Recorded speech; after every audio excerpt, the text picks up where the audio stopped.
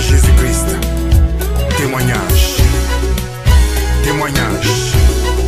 Témoigne mon frère.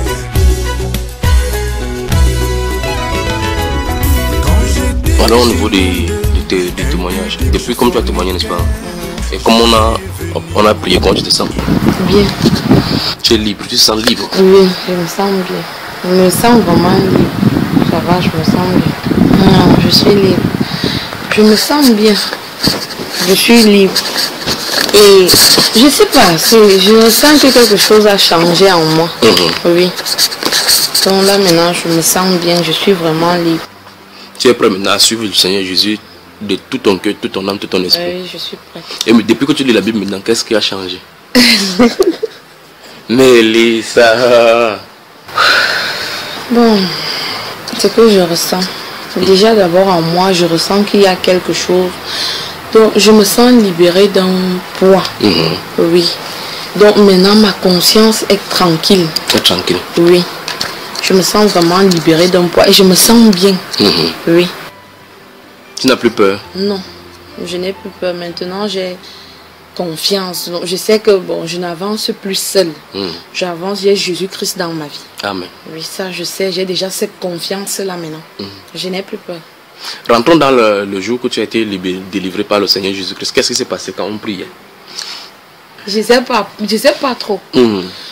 Parce qu'à un moment, quand on priait au salon, bon... Qu'est-ce qui a commencé à marcher dans ton ventre, dans ton corps? Au moment où vous avez imposé les mains sur moi, à un moment, je ressentais comment au niveau de ma plante des pieds, ça commençait à chauffer comme si quelque chose brûlait là-bas. Tu ne tenais plus debout? Oui, je ne tenais plus debout. Bon, c'est vrai qu'après là, je ne sais plus. Après, c'était terminé. Oh, oui. Jusqu'à ce que tu étais au sol et tu as été libéré. Qu'est-ce que tu peux dire au Seigneur Jésus-Christ maintenant que tu es libre? Ce que je peux dire là maintenant, c'est d'abord remercier le Seigneur de m'avoir libéré. Et je sais qu'il m'a pardonné aussi tous mes péchés. Oui, et que là maintenant, je suis prête à le suivre et à marcher avec lui. Amen. Amen. Maintenant, certainement, ta petite soeur Ornella que tu as citée dans tes deux, si elle nous écoute, tu as été délivré et maintenant tu dis que tu es en paix. Certainement, elle n'est pas en paix. Qu'est-ce que tu peux lui dire? Est-ce que tu lui as fait du mal en citant son nom? Bon, c'est vrai qu'au début, quand moi-même j'ai encore écouté mon témoignage, je me suis dit que j'ai fait du mal en citant son nom. Mais non. Ok, maintenant, qu'est-ce que tu conseilles? Pour elle? Oui. Tu souhaites qu'elle reste comme ça dans son état? Non, je ne souhaite pas. Je souhaite qu'elle soit délivrée parce que c'est une fille bien. Oui, c'est ma soeur et je l'aime bien aussi. Je souhaite qu'elle soit délivrée. Parfois, je me dis que c'est un truc qui sortait de sa bouche. Ça ne vient pas vraiment d'elle-même. Donc, je souhaite vraiment qu'elle soit libérée. Si ton papa également écoute ceci, tu ne voudrais pas que ton papa également soit libéré parce que le Seigneur Jésus-Christ est venu libérer les captifs. Si ton papa écoute aussi ceci, qu'est-ce que tu lui diras? S'il écoute, oui. Ça dépend aussi si mon papa est un enfant de Dieu. Oui. S'il est élu, voilà. Tu peux entrer là-bas, mais le jour que Dieu décide de t'enlever, il peut sortir. Mais s'il n'a pas l'esprit de Dieu, je ne crois pas qu'il peut sortir. Il peut rester là-bas. Donc pour lui, moi, je ne sais pas. Mais il peut être dans une situation où lui-même cherche la solution. Tu penses qu'il cherche la solution à sortir? Je ne crois pas. Je ne crois pas qu'il cherche une solution. Pourquoi tu dis ça? Courage, Mélissa. Mélissa de Jésus. Bon, à l'entendre aussi parler, je ne crois pas qu'il cherche une solution. Okay. Je ne crois vraiment pas. Donc c'est comme si c'était un style de vie pour lui ou bien oui, un choix? C'est un choix qu'il a fait, c'est un style de vie dont il a accepté vivre avec et il vit avec. La seule personne que moi, je souhaiterais vraiment sortir de là, c'est Ornella. Oui. Donc tu demandes à Ornella de faire quoi maintenant? De chercher la délivrance. Oui. Mais jusque-là, même malgré que ton père ait fait telle chose ou voulait faire telle chose, comme tu disais dans ton témoignage, est-ce que tu l'aimes toujours? Mon père? Oui. Bon, là, présentement, je l'ai pardonné. Donc, s'il a fait quelque chose en moi que moi-même, je ne savais pas, je l'ai pardonné. Pourquoi? Parce que Dieu nous a pardonné. Amen. Donc, moi aussi, je le pardonne. Bon, l'aimer, je l'aime comme mon père. Ça va rester mon père. C'est vrai que tout ce qu'il fait n'est pas bien, mais il reste mon père. Amen. Oui, je l'aime comme mon père. Amen. Maintenant, s'il y a les jeunes, les personnes qui traversent dans toutes ces choses, parce que le cas de ton père et ton cas n'est pas un cas isolé. Ici au Cameroun et ailleurs, dans tout le monde entier, il y a des gens qui passent par ces mêmes choses-là. Il y a peut-être même des femmes qui sont sorcières, qui se désiraient sortir, des jeunes filles peut-être qui ont mangé de l'argent des hommes, entrées dans les grosses voitures, ça rend compte, et plus tard, elles sont piégées. Si elles écoutent ça, qu'est-ce que tu aimerais leur dire comme conseil? Comme conseil, bon, tout ce que je peux donner, bon, comme conseil aussi, c'est la seule personne qui peut sortir ces jeunes filles de là. Oui. C'est Jésus. Amen. Donc il faut que ces jeunes filles acceptent déjà d'abord Jésus dans leur vie, qu'ils se repentissent vraiment. Donc que ça vienne vraiment du fond du cœur. Oui, là je suis sûr que Dieu peut les aider à sortir de ce chemin. Revenons sur ton cas particulièrement. Tu allais te baptiser le jour là à l'eau. Qu'est-ce qui s'est passé? Raconte. Quand le frère, la gloire t'a baptisé, tu allais te baptiser là. Bon, c'est vrai que à l'instant, parce que quand nous sommes partis, quand je suis allée me baptiser, j'avais mal au niveau du bas-ventre. Mais quand il m'a trempé dans l'eau et que je suis ressortie, à un moment, la douleur est partie. Oui, donc quand je suis sortie... Ça ne t'a pas semblé bizarre? Bon, pour moi, dans ma tête, je savais que non, comme je sors là, comme on m'a plongé dans l'eau, oui, comme je ressors, donc tous mes péchés, donc tout ce que j'avais d'impur en moi est resté dans cette eau. Comme je suis ressortie, j'étais une personne nouvelle. Ça, c'est quelque chose que tu avais dans ton cœur. Oui, donc quand je ressortais là, quand j'ai ressenti qu'il n'y avait plus la douleur, oui, c'est ce que je me suis dit, que je suis une personne, je suis une nouvelle personne. Et maintenant, tu vois même que ton comportement a changé, la façon tu ris maintenant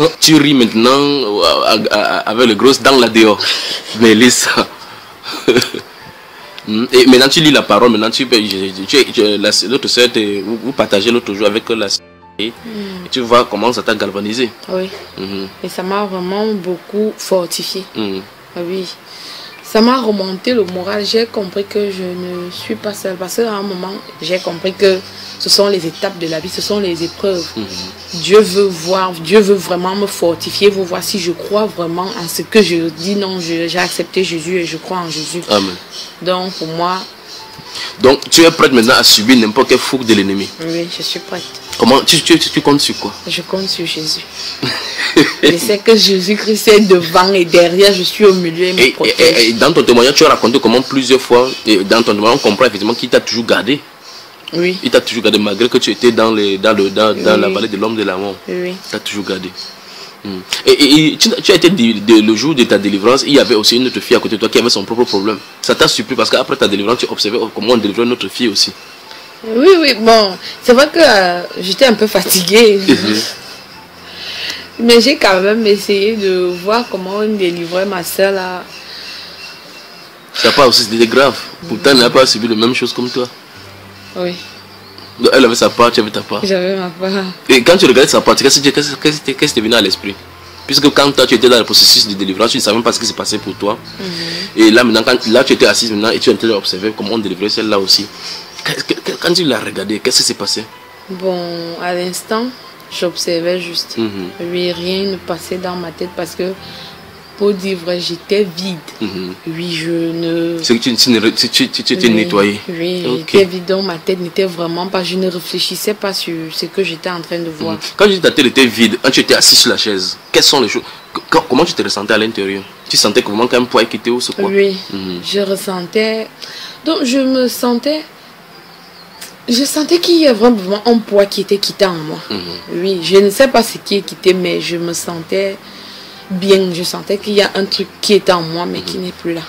Et tu as dit tout à l'heure que quand on a imposé les mains, le feu a commencé sous tes pieds. Oui, comment ça a commencé à chauffer. Et comment ça a évolué jusqu'à ta délivrance? Bon, à un moment, le seul souvenir que j'ai, c'est qu'à un moment, comme je n'arrivais plus à tenir un peu debout, je me suis adossée sur le mur. Oui, et vous avez demandé à ça de me soutenir. Oui. C'est tout. Tu es conscient seulement à ce niveau-là. Oui. Après, le reste, tu n'es plus conscient. Mais moi, je ne raconte pas ce qui s'est passé. Je ne raconte pas ce qui s'est passé, tout ce qui est passé, d'accord? Oui. C'est pour la gloire du Seigneur Jésus-Christ. Et Jésus-Christ Il est ton père. C'est pour cela qu'il a fait comme ça. Souviens-toi, ce n'est pas un homme qui t'a délivré, c'est le Seigneur Jésus qui t'a délivré. Amen. Et tu as remarqué qu'il n'y a pas eu question de quoi que ce soit, c'est la prière, tout simplement, l'autorité au nom du Seigneur Jésus-Christ. Et cette autorité, même autorité-là, tu l'as. Donc, à n'importe quel moment, la Bible déclare que quiconque invoquera le nom du Seigneur sera sauvé. La Bible déclare que ce nom-là, c'est le nom qui est au-dessus de tout nom, dans les cieux, sur la terre et sous la terre. Et qu'à la mention de ce nom-là, tout genou fléchit. Donc, il n'y a n'importe quelle difficulté qui est devant toi. Appelle Seigneur Jésus-Christ. D'accord? Qu'est-ce que tu vas dire à tous ceux qui ont écouté ton témoignage, le premier et le deuxième? Tous ceux dans le monde entier. Et ceux qui vont écouter cela, qu'est-ce que tu pourras leur dire? Bon, je sais que c'est pas facile de dire ce que tu subis chez toi. Mais s'il y a un conseil que je peux donner aux personnes qui m'écoutent, c'est que tu dois avoir confiance en Dieu et te libérer. Oui, et en parlant, ça va t'aider comme ça m'a aidé, et accepter Jésus dans ta vie. Amen. Amen. Que la grâce, de toute façon, que la grâce, cette nouvelle vie dans laquelle le Seigneur t'a appelé, il t'a délivré, il t'a nettoyé. Que cette grâce-là demeure sur ta vie. Et que tu saches que comme il t'a toujours gardé, il te gardera. Amen. Parce que l'une des choses que les chrétiens font aujourd'hui, c'est que quand ils se disent dans le monde, Dieu les garde. Quand ils viennent maintenant en Christ, ils doutent Dieu. Ne doute pas de la présence du Seigneur Jésus, même s'il ne ressent pas quelque chose, même s'il n'y a pas de sensation. Sache qu'il est là. Tu as remarqué qu'il n'y a pas un courant qu'on a branché, c'est pour que le feu commence à venir. Mais on a mis la main, on a mis au nom de Jésus-Christ et ça a commencé à se passer, d'accord? Donc en toutes circonstances, fais-lui confiance. Amen. Même si c'est difficile, n'importe comment, fais-lui confiance. Amen. Et surtout, demeure dans la parole. Que le Seigneur te bénisse. Amen.